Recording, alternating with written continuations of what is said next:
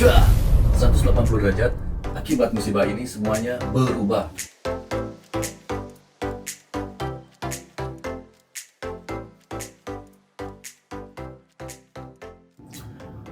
Tahun ini merupakan tahun ujian penduduk bumi. Musibah global melanda penduduk dunia. Wabah virus corona merubah semua tatanan kehidupan, baik itu bidang ekonomi, politik, sosial, bahkan pendidikan. Banyak sekolah diliburkan di awal kemunculan musibah ini. Mula-mula diliburkan hanya 2 minggu saja karena dianggap ini hanya musibah biasa. Seiring berjalan waktu terus diperpanjang, bahkan sampai sekarang. Sistem pembelajaran pun berubah dengan sangat cepat. Semua satuan tingkat pendidikan atas arahan pemerintah pusat diwajibkan melakukan sistem pembelajaran metode daring atau dalam jaringan. Menurutku, pembelajaran daring itu sangat membosankan, jujur ya. Kenapa? Karena biasanya belajar itu normalnya kita bertatap muka sama teman, ketemu sama teman, ketemu sama guru, diskusi, debat, bicara bahkan. Dah! 180 derajat, akibat musibah ini semuanya berubah. Semuanya dituntut bisa mandiri, stay at home, work from home. Kita berdiam diri sendiri gitu ya. Nah, untuk menghadapi hal itu, ada beberapa tips yang aku bisa share ke kalian supaya bisa sukses belajar daring. Tips sukses belajar secara daring. Yang pertama, kenali dan akrabkan diri dengan media online atau digital untuk pembelajaran daring. Saat kondisi ini dituntut semua pembelajaran itu disampaikan secara bersamaan dalam media online. Yang dengan hal itu kita harus memahami aplikasi media online yang digunakan untuk pembelajaran yang telah disepakati. Misalnya di kampus kita disepakati untuk pembelajarannya menggunakan Google Classroom, Google Meeting, atau Zoom Meeting. Nah, dengan hal itu kita minimalnya tahu cara login atau tahu cara membuatnya. Setelah itu tahu cara ketika akan dilakukan pembelajaran itu kita harus apa yang harus kita lakukan, apa yang tidak harus kita lakukan. Misalnya seperti ini. Misalnya biasanya yang udah lumrah kita menggunakan Zoom Meeting. Biasanya Zoom Meeting itu kan banyak ya partisipannya. Dan yang datang itu biasanya tidak bersamaan, selalu ada yang datang terlambat. Misalnya setelah 15 menit dimulai, ada beberapa yang masuk menyusul misalnya. Kemudian di Zoom itu ada tombol mute sama unmute.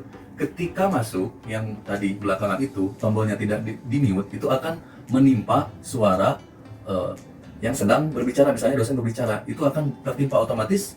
Pembelajaran yang disampaikan itu akan terhambat. Nah, itu jangan sampai terjadi. Yang pasti yang pertama itu harus dipahami benar ya, akrabkan dan kenali aplikasi yang akan digunakan, seperti itu. Nah, lanjut yang kedua itu pastikan memahami jenis materi yang akan disampaikan oleh dosen itu, medianya berbentuk apa. Contohnya, apakah file yang akan disampaikan dosen itu berupa file PowerPoint yang dikirim melalui web atau blog atau aplikasi yang disewa oleh kampus, dosen mengirimnya dan kita hanya mengunduh dan membacanya. Atau yang kedua, apakah berupa rekaman video yang diberikan kepada kita dan kita dituntut untuk menanggapi dengan segera. Jadi hanya rekaman, misalnya rekamannya disimpan di blog dan kita menontonnya berisi materi. Setelah itu kita harus berikan komentar sebagai tanda absensi atau presensi. Nah, itu harus dipahami, harus ditanyakan juga ya seperti apa itu bentuknya. Yang ketiga, ataukah berupa live conference, jadi tatap muka secara live, secara real time, biasanya menggunakan Zoom atau live streaming YouTube. Nah, kalau seperti itu harus disiapkan kuota yang besar supaya tidak keluar masuk, karena jaringan yang buruk, koneksi yang buruk itu akan menghambat sistem pembelajaran. Tentunya kita tidak mau ya ketinggalan materi yang sedang disampaikan, apalagi materi-materi yang berhubungan dengan matematik atau sains. Itu kalau ketinggalan 1 detik pun itu akan buyar. Nah, itu seperti itu. Tips yang ketiga itu tentang pengerjaan tugas. Pastikan sistem pengerjaan tugas itu dipahami itu dalam bentuk apa, dalam media apa. Nah, dalam pembelajaran daring ini itu suatu yang lumrah, suatu yang biasa. Setiap selesai pembelajaran itu akan ada tugas. Nah, itu pahami tugasnya itu harus segera dikomen, atau memang kita dikomen di sana, jadi dibuat di sana, diketikkan langsung di komentar, atau memang harus dibuat dulu dalam bentuk Word atau PDF. Setelah itu kita save, simpan, dan kita upload dan kirim di media tersebut atau di media yang sudah disepakati, atau memang nanti mungkin tugasnya harus dikirim via email. Nah, itu harus dipastikan, jangan sampai keliru dalam memahaminya. Nanti ketika keliru itu akan mempengaruhi penilaian tugas dan itu sangat merugikan. Dan yang gak kalah penting adalah tentang batas waktu pengumpulan tugas. Itu jangan sampai kita bingung mengumpulkan tugasnya, pastikan lihat itu apakah tugasnya memang harus dikerjakan terlihat nanti 8 jam lagi itu batas waktunya, atau memang 1 minggu lagi, dan kita jangan sampai telat mengumpulkan tugasnya. Nah, itulah tips yang ketiga. Jadi ada 3 tips yang aku berikan. Itu yang pertama, harus akrab sama media online. Kita mau gak mau harus akrab dan harus paham aplikasi digital. Yang kedua, pastikan memahami media materi yang akan disampaikan oleh dosen. Yang ketiga, tentang pengerjaan tugas, dan ini yang sangat penting, jangan sampai kita lalai dalam hal ini ya.